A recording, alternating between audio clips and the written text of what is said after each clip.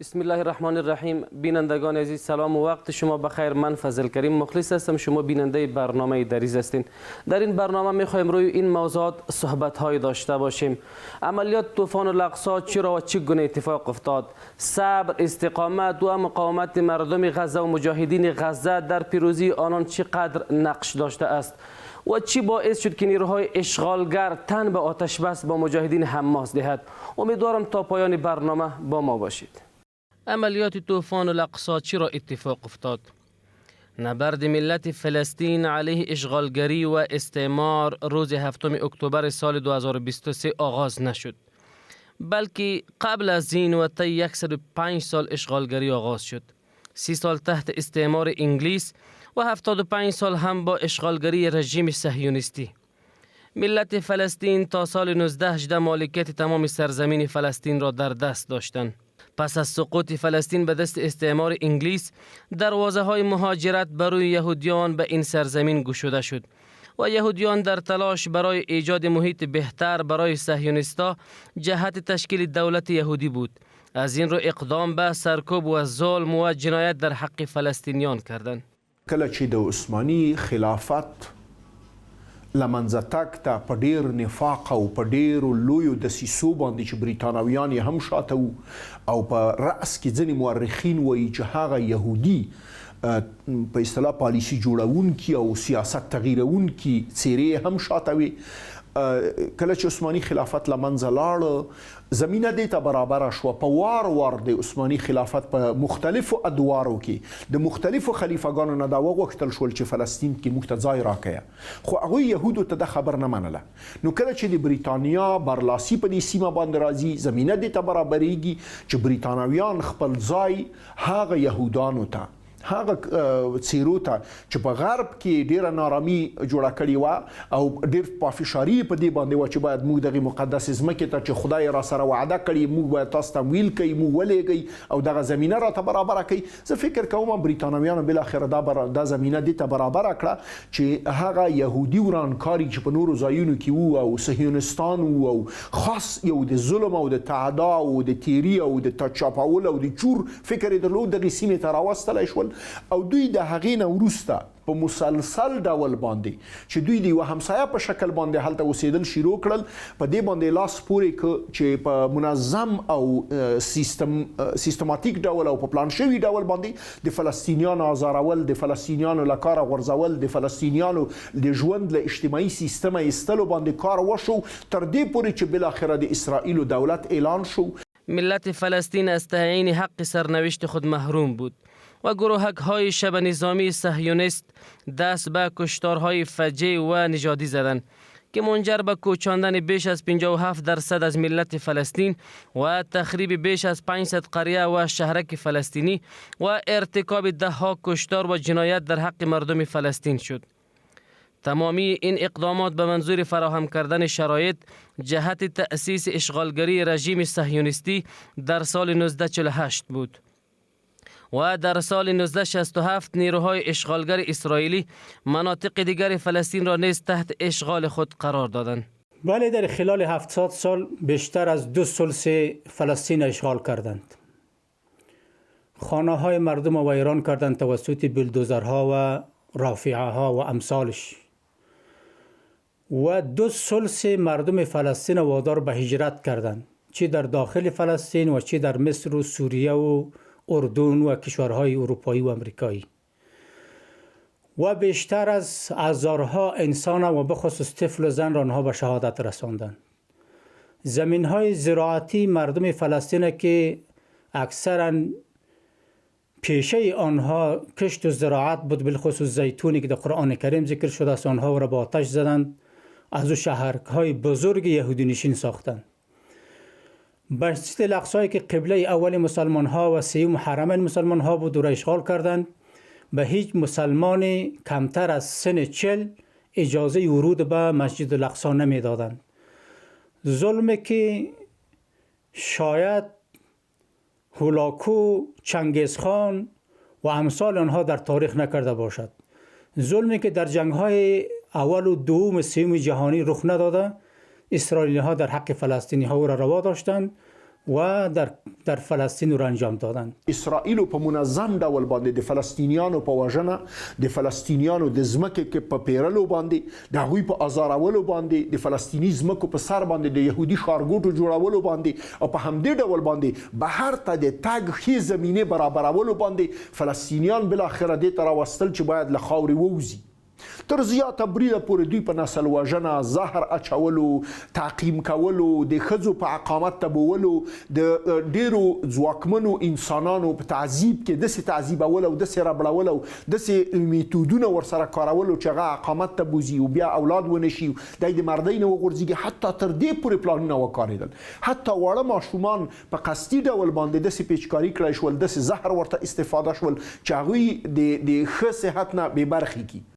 ملت فلسطین طی دهه‌ها از ظلم و ستم، مصادره حقوق اساسیشان و سیاست تبعیض نژادی رنج برده‌اند. نوار غزه بیش از 18 سال است که از محاصره رنج میبرد و به بزرگترین زندان باز دنیا تبدیل شده است. این منطقه شاهد 5 جنگ بزرگ و ویرانگر بوده است که آغازگر تمامی این جنگ‌ها رژیم صهیونیستی اسرائیل بوده است. طبق آمارها و مطالعات موثق، از سال 2000 میلادی تا سپتامبر 2023 قبل از 7 اکتبر رژیم اشغالگر اسرائیل 11299 فلسطینی را به شهادت رسانده و 156768 نفر دیگر را نیز مجروح کرده اند. متاسفانه امریکا و همپیمانان آنان هیچ اعتنایی بر رنج و مهنت‌های ملت فلسطین نداشته و همچنان به جنایت‌های رژیم صهیونیستی سرپوش نهادند. عملیات طوفان الاقصی در 7 اکتبر پایگاه‌های نظامی رژیم اشغالگر اسرائیلی را هدف قرار داد و تلاش بر این بود که نظامیان دشمن برای آزادی هزاران اسیر فلسطینی در زندانهای رژیم اشغالگر از طریق مبادله اسرا به اسارت گرفته شوند. به همین خاطر تمرکز اصلی حمله بر پایگاه نظامی لشکر غزه و پایگاه‌های نظامی اسرائیلی در شهرک‌های اطراف غزه که همیشه مردم غزه از این پایگاه‌ها هدف بمباران و آتش قرار می‌گرفتند بود.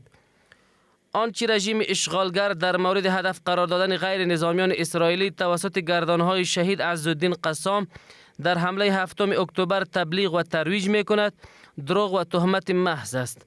منابعی که این ادعاها را مطرح می کنند اسرائیلی هستند و هیچ منبع مستقل صحت این ادعاها را تایید نمی کند.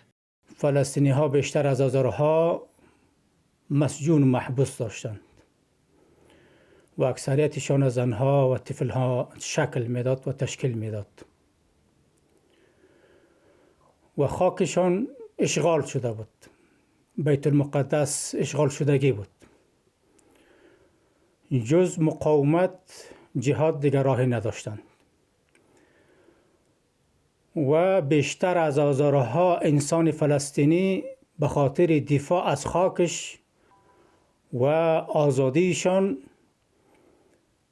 محکوم به حبس ابد بودند. هیچ راه دیگری برای آزادی آنها وجود نداشت و به هزارها اسیر فلسطینی مکرراً حبس ابد بودند.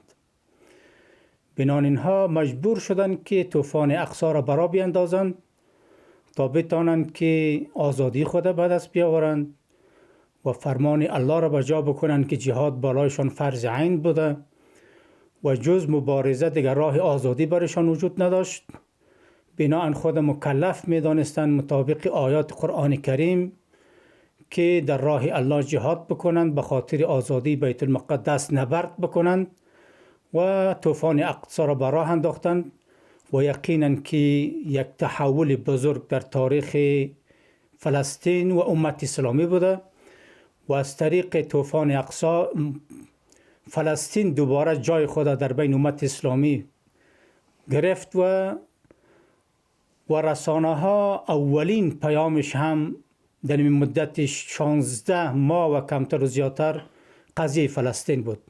مقاومت در برابر اشغالگر با هر وسیله ممکن از جمله مقاومت مسلحانه حق مشروع است که دین مقدس اسلام و ادیان آسمانی بر آن تأکید دارند و قوانین بین المللی اعم از کنوانسیون‌های ژنو و اولین پروتکل الحاقی آن و اعلامیه‌ها و قطعنامه‌های ذی ربط سازمان ملل نیز متضمن آن هستند که بارزترین آنها قطعنامه 3236 در 22 نوامبر سال 1974 است که بر حق ملت فلسطین در بازگشت به سرزمین خود و تعیین سرنوشت خویش تأکید دارد.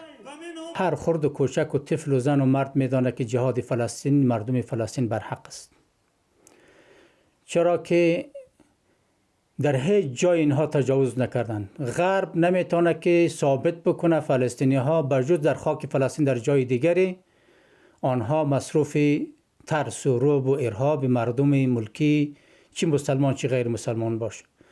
فلسطینی ها بجز در خاک خودشان به خاطر دفاع و آزادی فلسطین، دفاع از هویتشان، دفاع از حریمشان جای دیگری جنگ نکردند. بنابراین به این معنی است که آنها بر حق هستند. چیزی که مخالفین کور و کودن و مخالفین اسلام و ناقضین دین اسلام آنها سر میتن، آنها از تعصبشان است، نه اینکه یک دیدگاه بر حق باش. و بالخصوص پس از جنگ طوفان اقصی همه انسانها دور و نزدیک، مسلمان و کافر میدانه که فلسطینی ها و مجاهدین حماس همه قوانین اصول جنگی چی از دیدگاه قرآن کریم و چی از دیدگاه قوانین بین الملل آنها رعایت کردند. الحمدلله د حماس مجاهدینو په اسلامی اخلاق او په اسلامی عقیده او د الله تبارک وتعالى او د نبی کریم صلی الله علیه وسلم په لارښوونه باندې ولاړو اخلاق باندې داسې وراویا وکړه چې نړۍ ته د اسلام حقیقي انظور تر زیاته بریده پورې ورته د اسلامي خلافت لړنګېدو وروسته د لومړي ځل لپاره عملي کړ. ټولې دنیا ولید په ډېر ښه شکل باندې چې کومه خبرې وکړه، غدر یې ونه کړ، خلاف یې ونه کړ، شاته لاړل نه، خلاف د وعدې یې ونه کړ، د یوه ښه مسلمان په شکل یې هر څه عملي کړل. روی همین ملحوظ مجاهدین به رهبری کتائب القسام عملیات مبارک طوفان الاقصی را برای در هم شکستن هیبت پوشالی رژیم اشغالگر صهیونیستی آغاز کردند. این عملیات مبارک هیبت پوشالی این رژیم اشغالگر را به خوبی هویدا کرد و قضیه فلسطین را در صدر قضیه های جهانی دوباره زنده ساخت. بسیاری از سربازان صهیونیستی را جهت تبادله با اسرای فلسطینی در زندانهای رژیم صهیونیستی به اسارت گرفتند. داسې انګیرل کېدل او حتی په آخر وخت کې داسې معلومات هم لیک شول یا خپاره شول چې اسرائیل غوښتل چې په غزه باندې برید وکړي، د غزې مجاهدین له پښو وغورځوي. نو د مجاهدینو لپاره یوازینی اختیار دا و چې ته ما ماخوستن خوري، زه به تا په غرمه کې وخورم. نو مجاهدینو د الله تبارک وتعالی په فضل باندې او د خدای جل جلاله په تایید او په شفقت او په هدایت باندې دوی هغه خپل عملیات وکړل او په خپل عملیاتو کې خورا کامیاب وو. د څو کلونو بلکې د څو لسیزو هغه د اسرائیلو جعلي برم یا جعلي عزت یا جعلي برلاسیتوب چې دوی ځان ته جوړ کړی و چې دا یو داسې لښکر دی چې څوک پې قهرېدلی نشي، دا داسې لښکر دی چې څوک یې ماتولی نشي. دوی زړه ته ورننوتل، کور ته ورننوتل او د دوی د کور نه یې کسان راویستل. دا زه فکر کوم د فلسطین په تاریخ کې نه، د نړۍ په معاصر تاریخ کې تر ټولو مهم مثال و او لاسته راوړنې الحمدلله ټوله نړۍ ورته ګوري چې بالاخره ټوله کفري نړۍ او په مخه کې اسرائیل دې ته راغلل چې د فلسطینیانو شروط ومني او په همغه شروطو باندې ورباندې ورسره ولاړ شي.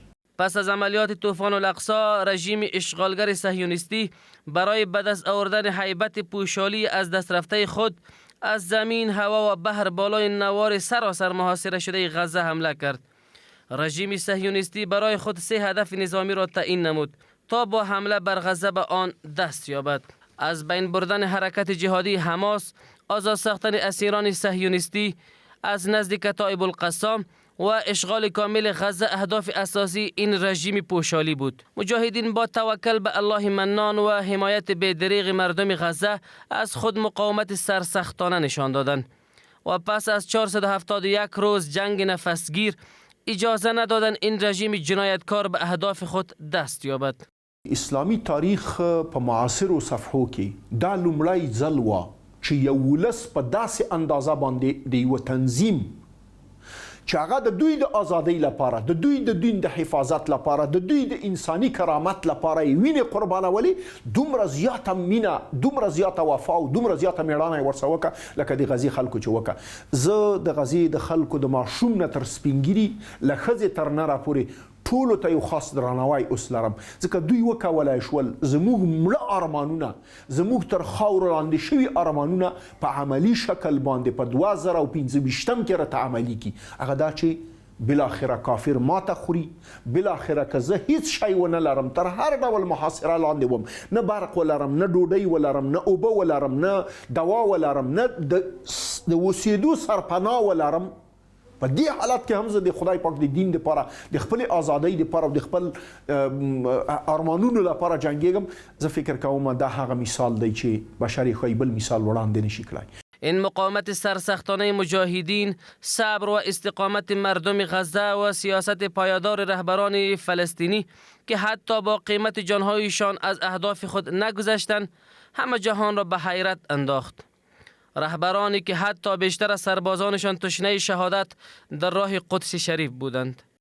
سرکرده ها و قماندان های حرکت حماس از اسماعیل هنیه گرفته تا سنوار تا کسای دیگری که نامش در یاد ما هست یا نیست، همه اینها در خط اول جنگ قرار داشتند و نمونه بزرگ سنوار است که در بین رکام یا خانه های ویران شده غزه توسط مرمی تانک اسرائیلی به شهادت می رسد. پس یکی از وجوه کامیابی حرکت حماس در فلسطین این بوده که رهبرانش با فامیلایشان امرایشان در داخل جنگ، صحنه جنگ حضور داشته. اگر چنون نمی بود شاید جنگ به این اندازه دوام نمی کرد، طوری که اسرائیل توقع داشت که در خلال یک هفته یا تا یک ماه فلسطین قضیهش حل میکند و حرکت حماس از بین میبره.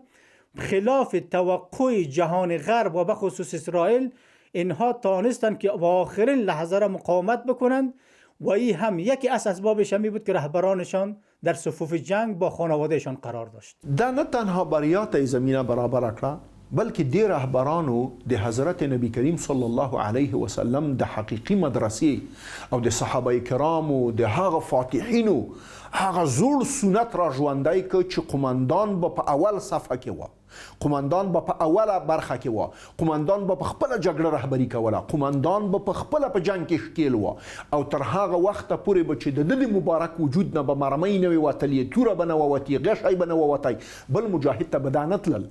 زما په نظر باندې د دوی اخلاص، د دوی میړانې، د دوی رښتینولۍ چې د هر یوه کورنۍ مکمله شهیده شوې یا د کورنۍ ډېر غړي شهیدان شوي دي، د غزې امت ته دا ثابته کړه، د غزې ولس ته یې دا ثابته کړه چې موږ د دې او د هغې شعار دپاره نه یو جنګېدلي، لومړی موږ قرباني ورکوو، بیا ستاسې نه غواړو چې زموږ په پلونو باندې پل کېږدئ. هغوی دغه اخلاص دې ته راوستل، او دغه اخلاص چې کله د قماندانانو اخلاص و، د مجاهدینو اخلاص و، ورسره د ولس اخلاص و، زمینه دې ته برابره کړه چې یهودي ښکېلاګر او نیواګر او یرغلګر او د دوی ملاتړ کوونکي که کفري نړۍ و او که اسلامي نړۍ کې غلام او د دوی سره په خیانت او په جاسوسۍ او په پردی پالنې باندې سرخوځونکي و، ټولې بالاخره په ټوله نړۍ کې وشرمول، خپل ولسونو ته یې وشرمول، د کلونو درواغ یې افشا شو. پس از 15 ماه نبرد سخت و از زمینگیر شدن نیروهای اشغالگر در غزه، این رژیم اشغالگر حاضر شد تا تمام شرایط مجاهدین فلسطین را قبول نموده و تن به آتش بس دهد. این آتش بس پیروزی حرکت جهادی حماس و شکست اسرائیل را آشکار می سازد. آتش بس میان دو طرف 3 مرحله دارد. مرحله اول 6 هفته دوام می کند. در این مرحله در ازای آزادی هر اسرائیلی 33 تا 50 اسیر فلسطینی آزاد خواهد شد. آوارگان فلسطینی دوباره به خانه هایشان برمیگردند و کمک های بشری به غزه افزایش خواهد یافت. دعوایی که اسرائیل داشت که در خلال 1 هفته و 1 ماه حرکت حماس از بین میبره و غزه را فتح میکند و حکومت دلخواهش در فلسطین ایجاد میکند تا به حیث حکومت حمایتگر و صلح پذیر مطابق اصول و شرایط اسرائیلی در اونجا زندگی بکند و اسرائیل در امن باش. زمانی که همه دعواها و آرزوهای اسرائیل در خاک یکسان میشه، حرکت حماس با سایر مجاهدین مقاومت میکند، استادگی میکنند، جنگ خود ادامه میتن و بالاخره تمامی شروطی که حرکت حماس میگذارد قبول میشه. اسرائیل مطابق معاهده‌ای که صورت گرفته باید شهر غزه را رها بکند، ترک بکند. همه اینها نشان میده که حرکت حماس غالب است و پیروز و برنده جنگ است. اسرائیل شکست خورده. اگر چنین نمی بود، امروز مردم اسرائیل بر علیه حکومتشان سر و صدا نمی کردند، مظاهرات را به راه نمی انداختند و تمامی رسانه های دنیا اسرائیل را شکست خورده قلمداد نمی کرد و برنده جنگ حماس را اعلان نمی کرد و اکثریت کابینه جنگی نتانیاهو استعفا نمی داد. استعفای اکثریت کابینه جنگی نتانیاهو و حکومتش نشان دهنده است که حماس برنده جنگ بود و شروط خود تانست که بر اسرائیل بپذیرد و در مقابل هر اسیر اسرائیلی 30 اسیر مؤبد، حکم مؤبد فلسطینی اعلام میشه و رها میشه. همه اینها نشان میده که حرکت حماس برنده جنگ طوفان اقصی بوده. الحمدلله د غزې اوربند د عربي مقوله وی الفضل ما اعترف به الاعداء، برتری، لوړوالی او نرتوب دا دی چې ستا دښمن هم اعتراف پې وکړي. اسرائیلو په خپله اعتراف وکړه چې خسرت اسرائیل، رسبت اسرائیل وفازت غزه وربحت غزه. اسرائیلو ماته خوړلې او غزه کامیابه شوه، غزې سوبه کړې او اسرائیلیانو هر څه له لاسه ورکړل. دا د فلسطینیانو خبر نه ده، دا د نورې نړۍ خبر نه ده، دا د دوی د خپلو قمندانانو خبر ده. تاسې د بن غفیر د حکومت نه وتنې ته، د هغه د ډلې د وزیرانو د حکومت نه استعفا ته او په همدې ډول باندې د اسرائیلي ځواکونو د رئیس الارکان استعفا ته چې کله ګورئ نو زه فکر کوم په واضح ډول دا ښیي چې چا جګړه وګټله. منم چې زموږ ټاټوبی، زموږ د زړه غزه ماته شوه، وویشتل شوه، ړنګه شوه، لکن الحمدلله په جګړه کې نه ده ماته شوې، په جګړه کې شاته نه ده تللې. نو کله چې ته میړانه کوې، کله چې ته په دین غیرت کوې، په دین غیرت دې ته نه ویل کېږي چې زه هم شهید شم، هم غازی شم او هم صحیح سلامت کور ته راشم. نه، په جګړه کې به اور وي، په جګړه کې به وینې بهیږي، په جګړه کې به ډېر خپل او خپلوان او پلار او مور او ورور او نږدې کسان له لاسه ورکوو، د جهاد مهم قمندانان به له لاسه ورکوو، لکن دغه بیرغ او دغه سپېڅلی ارمان به بیا هم پاتې کېږي او د دې نور بچیان به راځي انشاءالله او زموږ نه به یې ښه په مخ کې بیایي. مرحله دوم آتش بس پایان جنگ دائمی میان دو طرف خواهد بود. اسیران مرد اسرائیلی در بدل اسیران فلسطینی که حبس‌های طویل المدت دارند تبادله خواهند شد.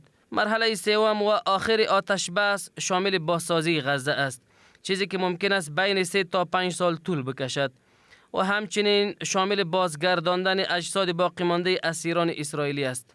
مطابق معاهده‌ای که صورت گرفته بین اسرائیل و حماس ای دارای 3 مرحله است. مرحله اولش در حالت تطبیق است.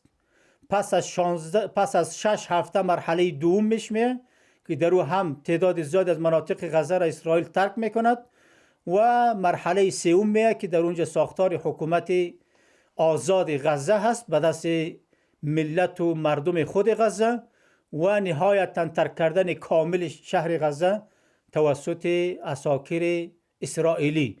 اینها اگر موفق شوند که کامل مواد قطعنامه مرحله اول تطبیق بکنند میرن به مرحله دوم. بنمیشه بساس شرط آنها 3 مرحله را باید در توافقنامه یا معاهده صلح غزه و فلسطین اسرائیل این را باید تکمیل بکنند. بناء معلوم می شود که طوفان الاقصی موفق ترین عملیات علیه رژیم اشغالگر صهیونیستی بوده است. این عملیات هیبت پوشالی رژیم اشغالگر صهیونی را با خاک یکسان کرد. تمامی اسیران زن و کودک فلسطینی را از زندانهای این رژیم آزاد ساختند و قضیه فلسطین را در صدر قضیه های بزرگ جهان دوباره زنده ساخت.